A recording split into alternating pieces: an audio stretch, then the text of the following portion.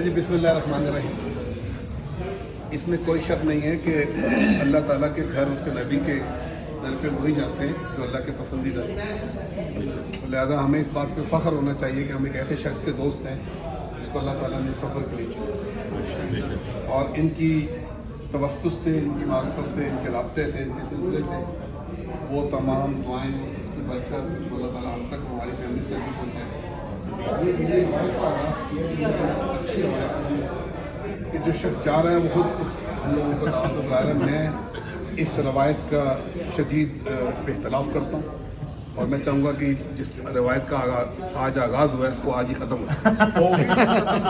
आइंदा नहीं होना चाहिए, ये बिल्कुल गलत है। लेकिन मेरे अल्फाज का आपने वो नहीं किया कि जिसका आज आगाज़ हो रहा है आज ही ख़त्म हो जाए, दिल होने के बाद ख़त्म हो जाए।